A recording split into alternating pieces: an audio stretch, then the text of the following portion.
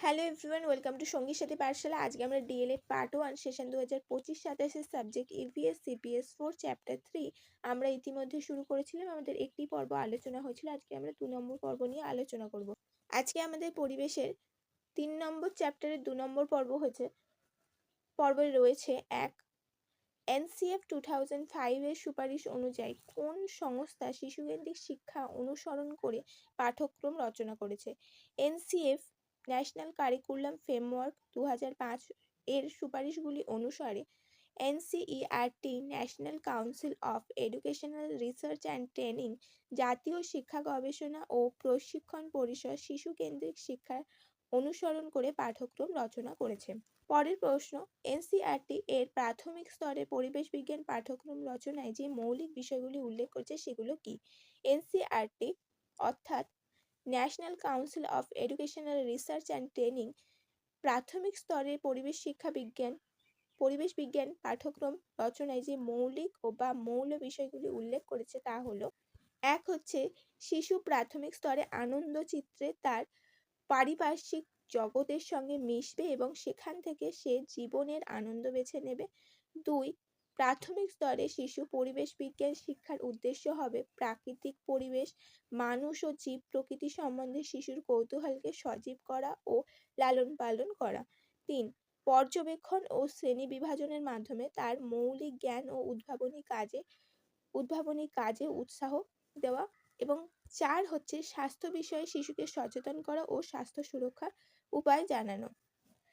এই 4টি বিষয়ের ওপর বিশেষ করে গুরুত্ব আরোপ করা হয়েছে আমাদের পরিবেশ পাঠ্যক্রম রচনার ক্ষেত্রে প্রাথমিক শ্রেণীর জন্য।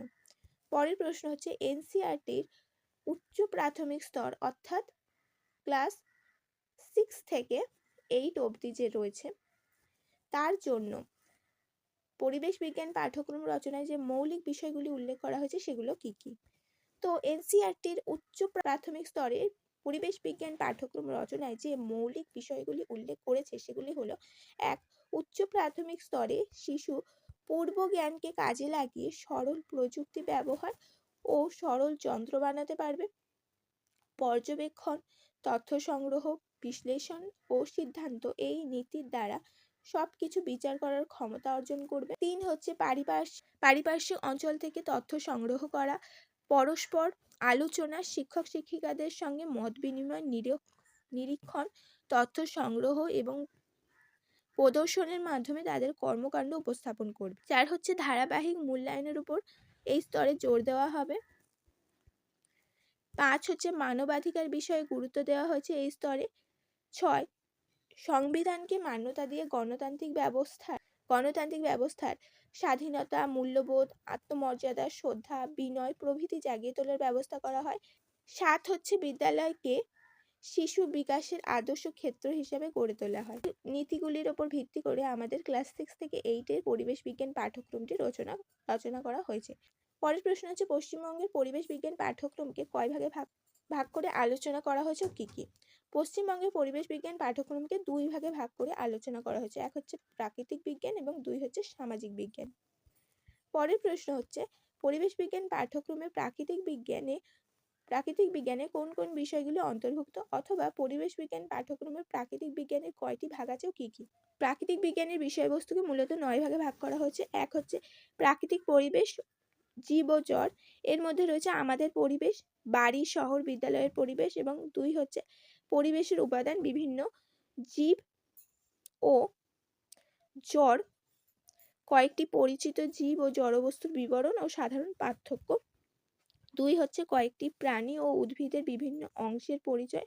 3 নম্বরের 2টি অংশ হচ্ছে, এক, জড় পদার্থ, মাটি, জল, বায়ু ইত্যাদি, এবং 2 হচ্ছে জড় ও জীব পদার্থ, জড় ও জীবের মধ্যে সাধারণ পার্থক্য। 4 নম্বরে রয়েছে আকাশ, সূর্য, পৃথিবী, চাঁদ, নক্ষত্র। 5 হচ্ছে শক্তি ও কার্য, তাপের প্রবাহ। 6 হচ্ছে মানব দেহের মধ্যে বিভিন্ন অংশ ও কাজ, বিভিন্ন অঙ্গের কাজের মধ্যে সমন্বয়, অঙ্গ সঞ্চালন ও শরীরের যত্ন। 7 হচ্ছে স্বাস্থ্য রক্ষার জন্য জল ও খাদ্যের ভূমিকা, জলের বিভিন্ন উৎস, পানীয় জলের প্রয়োজনীয়তা, জলবাহিত কয়েকটি সাধারণ রোগ সংক্রমণ ও তার প্রতিকার। সেই সাথে স্বাস্থ্যের পক্ষে উপযোগী খাদ্য গ্রহণের প্রয়োজনীয়তা, কয়েকটি সংক্রামক রোগ, কাশি, বাজরা, দাঁত, মাম্পস, উকুন, ডিপথেরিয়া ইত্যাদি, স্বাস্থ্যবিধি পালন ও সুঅভ্যাস গঠন, এই সব কিছু রয়েছে। সেই সাথে 8 নম্বরে রয়েছে সাধারণ নিরাপত্তা বিধি এবং 9 নম্বরে রয়েছে পরিবেশ দূষণ ও তার প্রতিকার। এই 9টি ভাগে বিভক্ত হয়েছে আমাদের পরিবেশ বিজ্ঞানের অংশটি। পরের প্রশ্ন হচ্ছে পরিবেশ বিজ্ঞান পাঠ্যক্রমে সমাজ বিজ্ঞানের কোন কোন বিষয় অন্তর্ভুক্ত বা প্রধান গুরুত্বগুলি আলোচনা করো, অথবা পরিবেশ বিজ্ঞান পাঠ্যক্রমে সমাজ বিজ্ঞানকে কয় ভাগে ভাগ করা আছে ও কি কি। সমাজ বিজ্ঞানের বিষয় হিসাবে পরিবেশ বিজ্ঞান পাঠ্যক্রমের অন্তর্ভুক্ত হয়েছে ইতিহাস, রাষ্ট্রবিজ্ঞান, অর্থনীতি, সমাজবিদ্যা, ভূগোল, নৃতত্ত্ব অন্তর্ভুক্ত করা হয়েছে। সমাজ বিজ্ঞানের গুরুত্বগুলি হলো: 1. সমাজ সম্পর্কে শিক্ষার্থীদের মধ্যে যৌক্তিকতা বোধ গড়ে তুলবে। বিশ্বের সমাজের সঙ্গে মানানসই হয়ে উঠতে প্রয়োজনীয় সামাজিক, সাংস্কৃতিক এবং বিশ্লেষণ দক্ষতা গড়ে উঠবে। সমাজবিজ্ঞান শিক্ষার্থীদের মধ্যে স্বাধীনতা, পারস্পরিক শ্রদ্ধা, গণতন্ত্রবোধ এবং বৈচিত্র্যের প্রতি সম্ভ্রম, এইসব মানবিক গুণাবলী বা মূল্যবোধ গড়ে তুলতে সাহায্য করে। লাস্ট পয়েন্ট হচ্ছে শিক্ষার্থীদের মধ্যে একটি যুক্তিনিষ্ঠ, নৈতিক, মানসিক শক্তি গড়ে তোলে সমাজবিজ্ঞান। পরের প্রশ্ন হচ্ছে পশ্চিমবঙ্গের প্রাথমিক শিক্ষায় পরিবেশ বিজ্ঞান পাঠ্যক্রম কিসের উপর ভিত্তি করে প্রস্তুত হয়েছে। তো পশ্চিমবঙ্গের প্রাথমিক শিক্ষা পর্ষদ পরিবেশ বিজ্ঞান পাঠ্যক্রম ন্যাশনাল কারিকুলাম ফ্রেমওয়ার্ক বা জাতীয় পাঠ্যক্রম রূপরেখা 2005, NCF 2005 এবং শিক্ষার অধিকার আইন 2009 বা right two education act RTE 2009 এবং national curriculum framework for teacher education বা শিক্ষক শিক্ষার জন্য জাতীয় পাঠ্যক্রম কাঠামো 2009 অনুসরণ করে আমাদের পরিবেশ নামক তৃতীয় শ্রেণী থেকে পঞ্চম শ্রেণী পর্যন্ত পাঠ্যপুস্তক রচনা করা হয়েছে। পরের প্রশ্ন হচ্ছে পাঠ্যক্রম রচনার সময় কোন কোন দিকের প্রতি বিশেষভাবে খেয়াল রাখতে হয় আলোচনা করো। পাঠ্যক্রম রচনার সময় যে সকল দিকে লক্ষ্য রাখতে হয় সেগুলি হলো: 1. পাঠ্যক্রমের উদ্দেশ্য কি হবে বা লক্ষ্য কি হবে। 2. কি ধরনের বিষয় এবং শিখন অভিজ্ঞতা নির্দিষ্ট করা হবে এবং তাদের বিন্যাস পদ্ধতি। 3. পাঠ্যক্রমকে বাস্তবায়িত বা ক্রিয়াশীল করার পদ্ধতি কি হবে। 4 হচ্ছে পাঠ্যক্রমের প্রয়োগ এবং সেই সংক্রান্ত যে পরিবর্তন আসবে আচরণের ক্ষেত্রে তা মূল্যায়ন কিভাবে করা হবে। এই সকল বিষয়গুলি অত্যন্ত গুরুত্বপূর্ণ পাঠ্যক্রম রচনার সময়। পরের প্রশ্ন হচ্ছে পাঠ্যক্রম রচনার স্তর বলতে কি বোঝো এবং এর প্রয়োজনীয়তা কি। পাঠ্যক্রম রচনার স্তর বলতে শিক্ষাক্রম বা কারিকুলাম প্রণয়নের বিভিন্ন ধাপ বা পর্যায়কে বোঝায়, যার মাধ্যমে একটি সুসংগঠিত ও কার্যকর পাঠ্যক্রম তৈরি করা হয়। অর্থাৎ কোনো বিষয় কিভাবে, কোন উদ্দেশ্য, কোন পদ্ধতি এবং কোন মূল্যায়নের মাধ্যমে পড়ানো হবে, এই সব নির্ধারণ ধারাবাহিক প্রক্রিয়া হলো পাঠ্যক্রম রচনার স্তর। পাঠ্যক্রম রচনা এবং ওই পাঠ্যক্রমকে কয়টি স্তর বা পর্যায়ের মধ্যে দিয়ে কার্যকর হয়, প্রতিটি স্তর বা পর্যায়ে যাতে সুষ্ঠুভাবে সম্পন্ন হয় সেদিকে লক্ষ্য রাখা একান্তই প্রয়োজনীয়।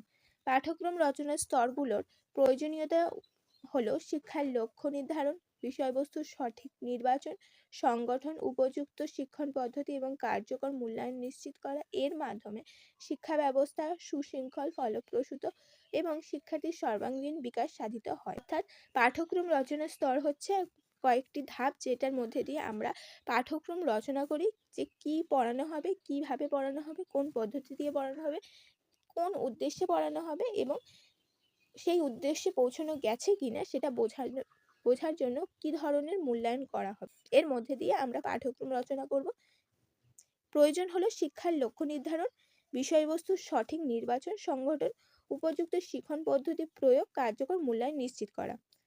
এইসবের মধ্যে দিয়ে শিক্ষা ব্যবস্থা হয়ে উঠবে সুশৃঙ্খল, ফলপ্রসূ এবং শিক্ষার্থীর সর্বাঙ্গীন বিকাশে উপযোগী।